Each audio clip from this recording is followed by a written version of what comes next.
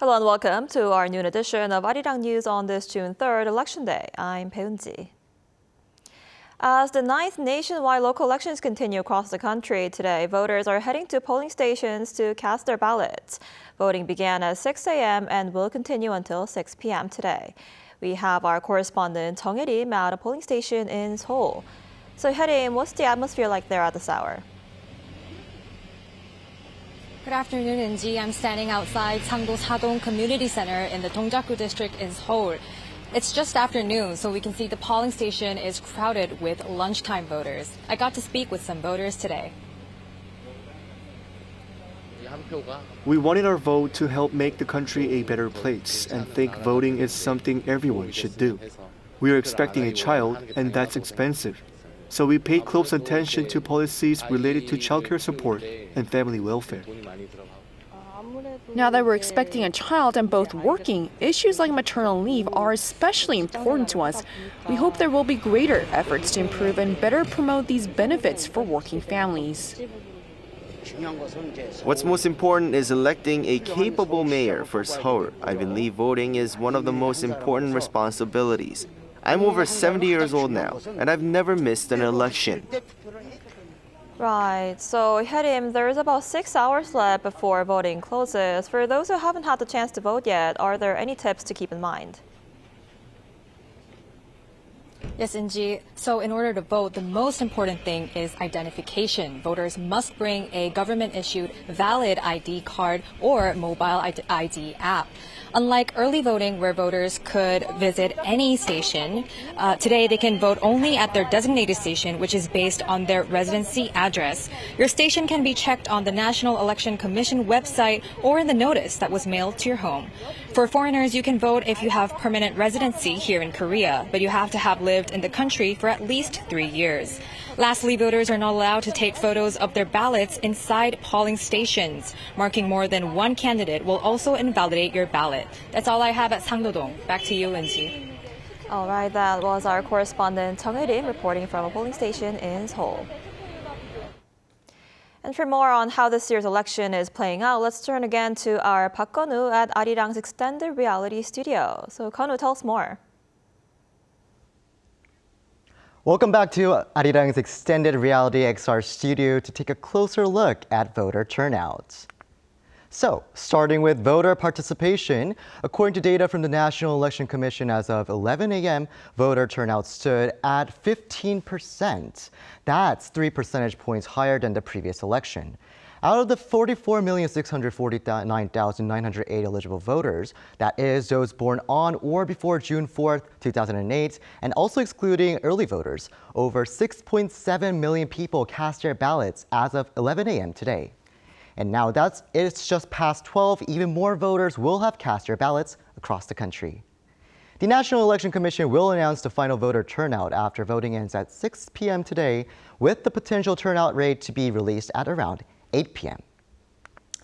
Now, moving on to the hourly breakdown of voter participation. Polling stations opened at 6 a.m. today, and the first official turnout figure released at 7 a.m. stood at 2%. That's 3 percentage points higher than 4 years ago. Now, the rate had climbed to 4.5% at 8 a.m., also climbing to 7.4% by 9, and rising for at least more than nearly 4 percentage points. So 11% at 10 a.m. and actually rising 4 percentage points at 11 a.m. by 15%. We can see that the number of ballots cast has been increasing with each passing hour.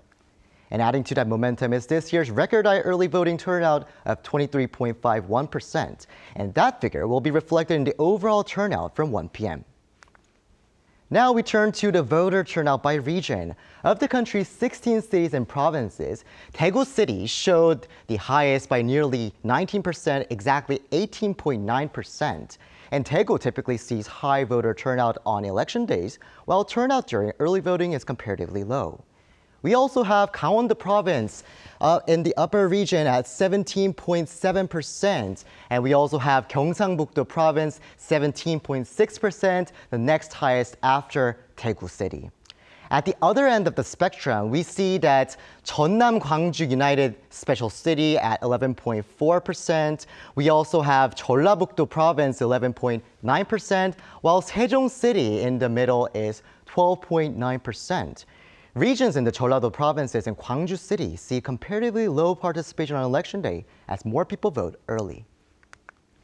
If we take a closer look at some of the key battleground areas, including 5 regions that both the ruling Democratic Party and People Power Party have chosen as crucial to the race, starting with Seoul, voter turnout we see that 14.3% has voted in their area. Also in Gyeonggi-do province, one of the most populous areas in the country, 14.5%.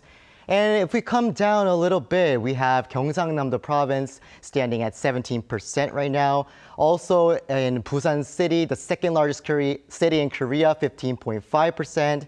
Ulsan City, 16%, and Daegu also at 18.9%.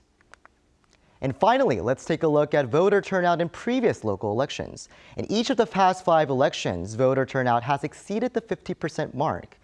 The highest turnout over the past 2 decades was recorded in 2018 during the 7th local elections, which is 60.2%.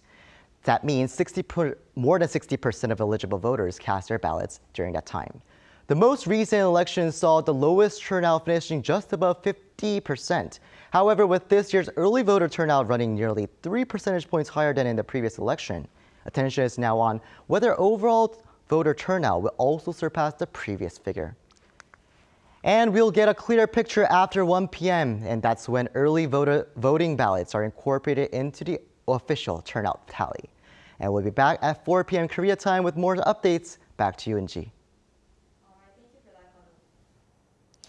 With closely contested races unfolding across major cities, provinces, and key parliamentary districts, our Lee Soo-jin takes a closer look at the key battleground races and what's at stake. It's election day with several key races still neck and neck. Here's a look at the candidates and why these contests are garnering attention nationally. We begin with the local elections, which will shape regional leadership for the next 4 years. The spotlight is on this Seoul mayor race in the capital city, a closely watched contest between Oh Se-hoon of the People Power Party and Chung Won-ho of the Democratic Party. To describe this whole mayor race in one sentence, a showdown between a 4-term conservative incumbent with 10 years of experience and a progressive local administration expert who served 12 years as a 3-term district head. The focus is also on the governor race in Gyeonggi-do, the nation's most populous province, where Chu Mi-ae of the Democratic Party, a 6-term lawmaker and former justice minister, is facing off against Yang Hyung-ja of the People Power Party, the first female executive at Samsung Electronics' semiconductor division. As for this race, it's garnering attention as it is guaranteed to produce South Korea's first ever female provincial governor. And as for the mayor race in Busan, the nation's 2nd largest city and a traditionally conservative stronghold, Jeon Jae-soo of the Democratic Party, a 3-term lawmaker who resigned from his parliamentary seat to run for mayor, is facing off against Park Hyun-jun of the People Power Party, the incumbent mayor. The Busan mayor race marks a high-stakes battle as a popular progressive candidate seeks to break into a long-standing conservative stronghold. The final local election we want to highlight is the governor contest in Gangwon-do, a traditionally conservative province where Woo Sang-woo of the Democratic Party, a veteran politician and former 4-term lawmaker, is taking on incumbent Governor Kim Jin-tae of the People Power Party. The key significance here is that it has become a closely watched battle as a high-profile progressive figure seeks to make inroads into a traditionally conservative border province. Alongside the local elections, by-elections for 14 National Assembly seats are also underway. A closely watched by-election is the one taking place in Busan's Busan-puk A district after 3-term DP lawmaker Jeon Jae-soo stepped down to run for mayor of Busan. The race in the key swing district features Ha Jung-woo of the Democratic Party, a former presidential secretary on AI, against former Minister Bang Min-sik of the People Power Party, and high-profile independent candidate Han Dong-hoon, a former PPP floor leader. To describe the significance of this race in one sentence, a closely watched battle because it has transformed into a high-stakes three-way battlefield with a split conservative vote. The National Assembly by-election in Gyeonggi-do, Pyeongtaek-B, home to the massive Samsung Electronics Pyeongtaek Semiconductor campus, pits former prosecutor Kim Yong-nam of the Democratic Party against former lawmaker Yoo Wi-dong of the People Power Party and former Justice Minister Cho Guk of the Cho Guk Innovation Party. This race has emerged as a closely watched three-way contest in one of the nation's key industrial hubs, with attention focused on the split progressive vote between the ruling party candidate and the high-profile third-party leader. Amid heightened political tensions and tight races across key battlegrounds, the stakes remain high in both the local elections and parliamentary by-elections. But by the end of tonight, we'll finally see the clear map of South Korea's new political landscape.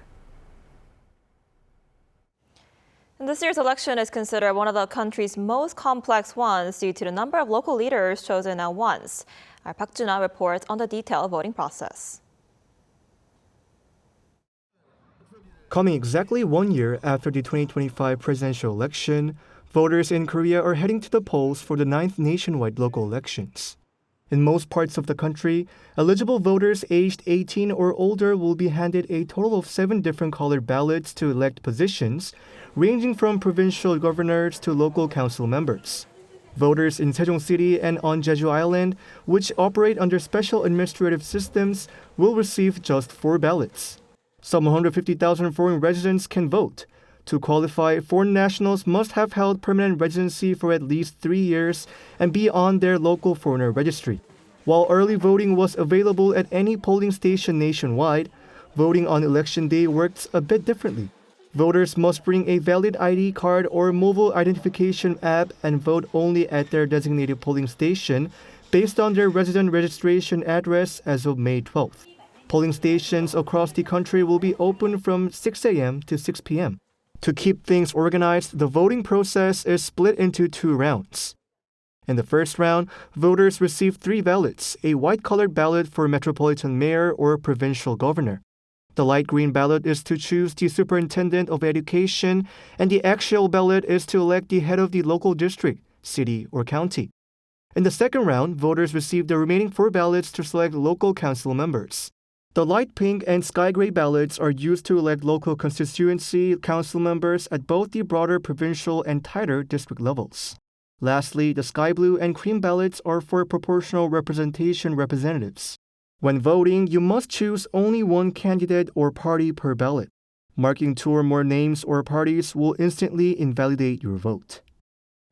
Votes will be counted immediately once the polls close on June 3rd, ushering in a new 4-year term for local leaders, including the next mayor of Seoul. Park Juna, Arirang News.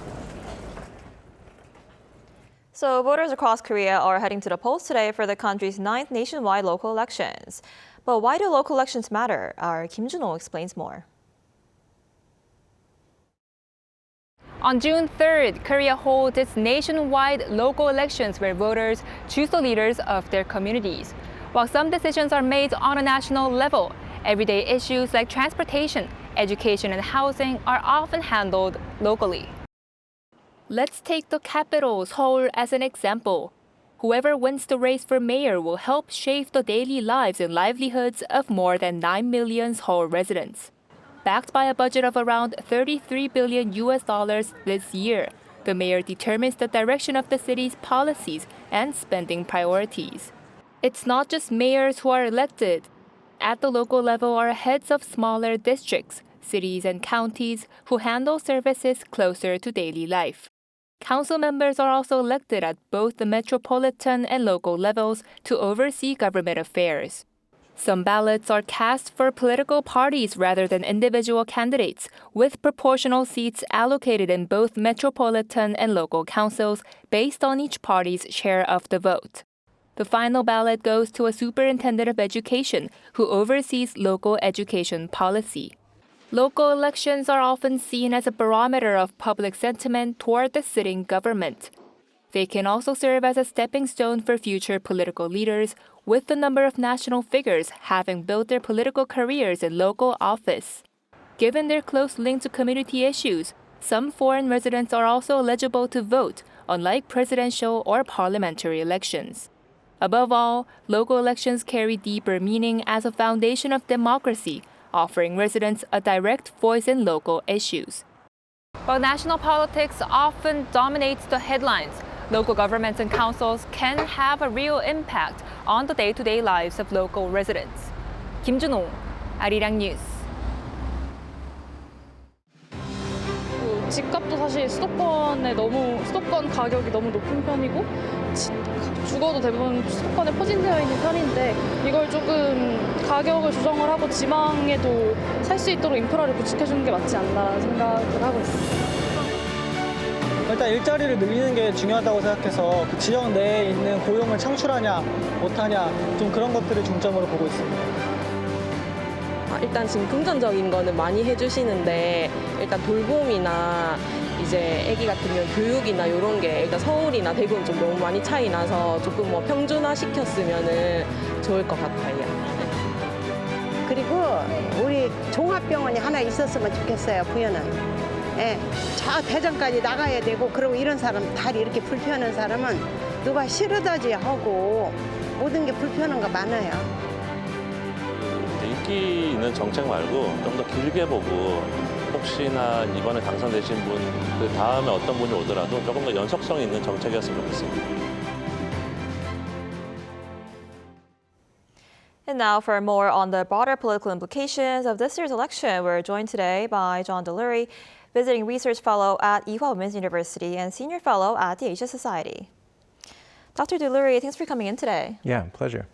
So for the sake of our viewers overseas, could you just briefly tell us a bit about Korea's current local elections and why they matter? Yeah, well, your correspondents have been explaining very well a lot of what is at stake. Of course, as a local election, it's not going to have quite the same international impact as a presidential election or parliamentary election, but it is an indicator of where the country is heading. It's also a chance to test the strength of the democratic system itself, you know, and we'll be talking, I'm sure, about voter turnout. That's one of the most important indicators, even before we know the results. So it's a chance to take a look, I would say, at the health of the democracy, and then also get some indicators going forward in terms of party politics and maybe some personalities who could be emerging from this election who will be important down the road. Right, so Korea saw a record voter turnout during the 2 days of early voting last week. So both parties are interpreting the high turnout very differently. How could the strong early voting turnout affect the outcome of the election? And could it lead to a high voter turnout on the election day today? It was hard to, do the analytics and extrapolate from early voter turnout to say who's going to win this election or that election. And I think there is increasing evidence, maybe in Korea and more broadly, that it's not the best indicator of a winner.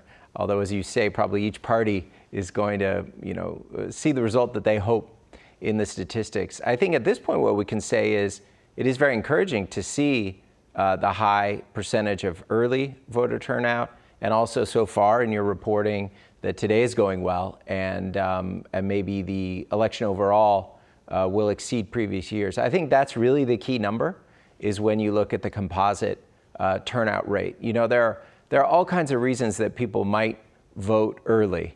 Practical reasons that don't have anything to do with party politics or issues, and those trends can really shift every 4 years.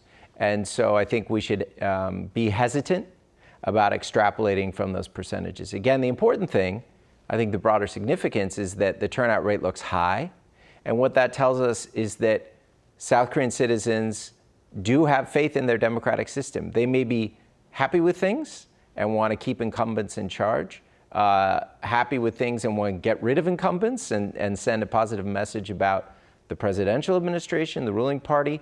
They may be unhappy with things, but even if they're unhappy, they are going to vote to register their frustration or disappointment. So that is a very good indicator that wherever you're falling on the political spectrum and wherever you're feeling about how things are going in terms of the direction of the country, people are voting. People think it's meaningful to vote. Right, absolutely. And what's also important is that this is the first national election under President Lee Jae-myung, right? And so could the results be interpreted abroad as a barometer of public support for the administration's policies? I think inevitably, in terms of international coverage and outside, governments, non-Koreans looking at this election, inevitably, whether it's true or not, there's going to be an inference that this is a kind of referendum on President Lee Jae-myung. That's what's going to happen, because when you try to get from local issues to, okay, what's the national and international significance, the first thing that people are going to look at is, did the Democratic Party, did the president's party do well, do really well in these elections? And if so, that's going to be seen as a referendum. Of course, what we're seeing in terms of international coverage is that his polling numbers are very high. And so he's widely perceived as a strong president. And so this election will be another test. On the flip side, if the Democratic Party does not do well, then that is going to lead to international perception of something's off, something's wrong, maybe he's weaker than was thought. So, yeah, I think at the international perspective, it's inevitably perceived as some kind of referendum on the president. Right, right. And beyond deciding local leadership, what broader political implications could the results have on the ruling and opposition parties at the National Assembly? Well, there's a lot of complicated dynamics happening on both the conservative and liberal side. I would say it seems, especially as a foreigner trying to follow these things, I think for foreign audiences, it's especially complex understanding what is happening with the conservative opposition party, just because obviously last year they really imploded with the impeachment of a president who had shocked the country and frankly shocked the world by declaring martial law. So there's still, I think, a lot of questions about what's the future of the conservative movement and the main conservative party, the PPP. So I think there will be a lot of attention, including by foreign observers, to try to read this election to see what is the fate of Korean conservatism. So I think there will be a lot of scrutiny to some of the elections that you've been talking about as indicators of where that's heading. And of course, with the election here in Seoul of the mayor, which is a nationally prominent and even internationally prominent position. Seoul is one of the world's first cities, and the mayor of Seoul does have a certain international platform. Whichever party that figure is from will also be something that, again, at a global level, will get some attention.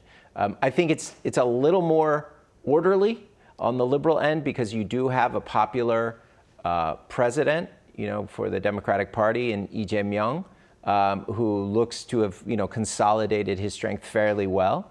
But again, we'll have to see the results of these elections and if there's new questions that emerge in terms of the future of the Democratic Party. But I do think there's a lot more attention about the conservative side of the ledger. Yeah, we'll have to wait and see. And more on that, to what extent will foreign governments and international audiences be watching these election results? What conclusions might they draw from these results?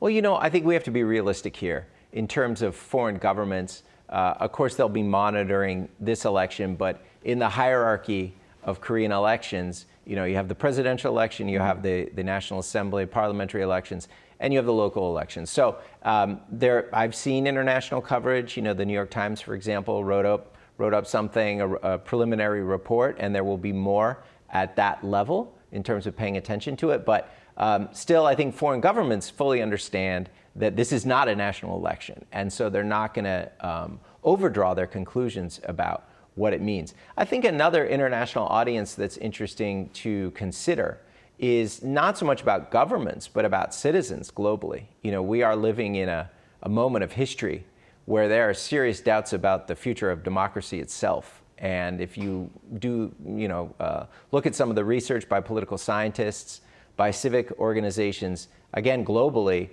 there's real serious indicators about backsliding, democratic backsliding, loss of confidence that liberal democracies have in their own systems.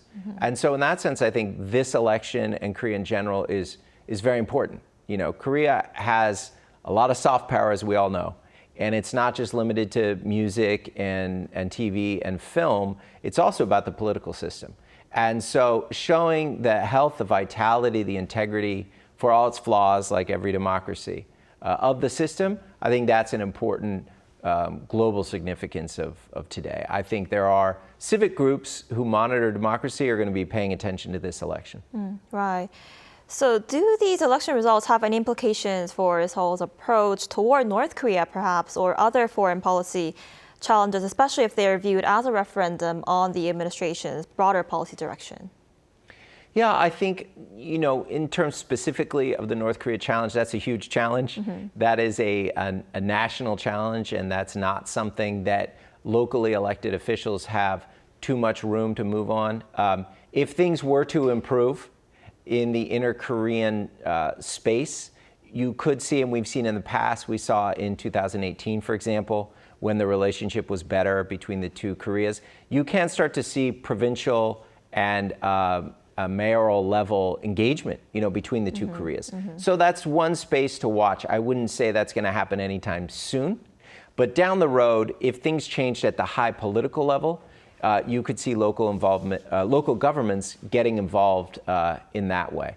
Otherwise, I think, again, to a point we've been talking about, the overall strength of President Lee Jae-myung, if his party does well today, that's going to strengthen his hand in international negotiations, in navigating what is obviously very difficult circumstances for South Korea, dealing with the alliance with the United States, dealing with the economic pressure coming from the Trump administration, tariffs and trade war, dealing with China, with this big, powerful neighbor who Korea has a strong economic relationship, but a complicated overall strategic relationship with. So anything that strengthens the hand of the president will make it a little bit easier for the administration to navigate some of those challenges. Right, absolutely.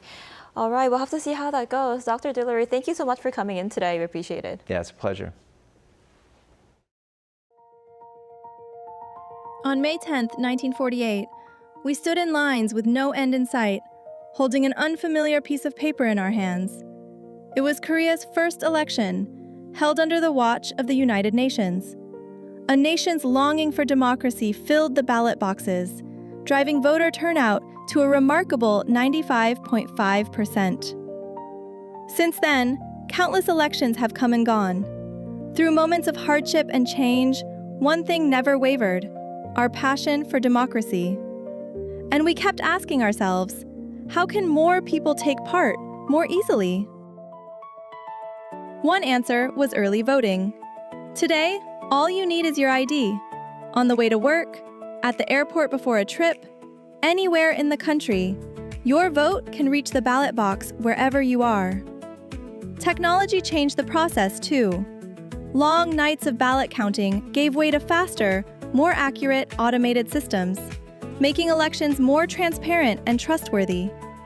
What once felt like a long and distant road in 1948 has become one of the closest rights we hold today. The process may be simpler now, but the weight of the vote has never changed. This June 3rd, we carry the torch of Korea's democracy to the ballot box, protecting the freedom generations fought to build. Meanwhile, over in the United States, the Trump administration says any sanctions relief for Iran will depend on Tehran giving up its nuclear program, rejecting reports that Washington offered concessions tied to the Strait of Hormuz. Our Lee Seung-jae has more. U.S. Secretary of State Marco Rubio said Tuesday that the Trump administration has not offered Iran sanctions relief in exchange for reopening the Strait of Hormuz, stressing that any easing of sanctions would be tied solely to Tehran abandoning its nuclear program and complying with any future agreement. Iran is being sanctioned because they've highly enriched uranium. Iran is being sanctioned because of their nuclear activities. If they agree to give up those things, there will be sanctions relief associated with their commitment and compliance with those agreements. Rubio was testifying before Congress for the first time since the Iran conflict began, as Washington continues efforts to negotiate a broader settlement aimed at reducing tensions in the region. He also addressed questions about Iran's leadership, saying Supreme Leader Mojtaba Khamenei, who was reportedly wounded during U.S.-Israeli strikes, and has not appeared publicly since taking office, is alive and becoming more engaged in state affairs. Rubio told lawmakers there are signs Khamenei is increasingly active behind the scenes. Meanwhile, diplomatic efforts are continuing on another front. According to reports, Israel and Lebanon resumed direct talks in Washington on Tuesday, with discussions scheduled to continue over 2 days at the U.S. State Department. The renewed dialogue comes as fighting between Israel and Hezbollah remains a complicating factor in broader U.S.-Iran negotiations. Although Israel and Lebanon reached a U.S.-brokered ceasefire in April, sporadic clashes have continued, raising concerns that renewed violence could undermine efforts to stabilize the region and advance negotiations between Washington and Tehran.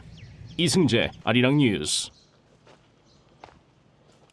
Iran's Islamic Revolutionary Guard Corps claims to have struck the U.S. Navy's 5th Fleet headquarters in Bahrain, using a barrage of missiles and drones. According to Reuters on Wednesday, Tehran launched the offensive as a direct retaliation for a U.S. strike on an Iranian tanker near the Strait of Hormuz and a military communications tower on Qasem Island. U.S. Central Command, however, firmly rejects these assertions. In a public statement, CENTCOM said that all recent Iranian attacks directed at American forces have failed, and that incoming projectiles were either intercepted or fell short of their targets.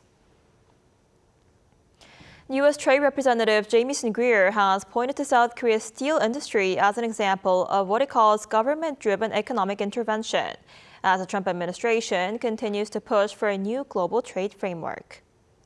In an article published in the latest issue of the IMF's Finance and Development magazine, Greer questioned how South Korea, despite lacking major natural resources such as coal and iron ore, became a global steel-making powerhouse.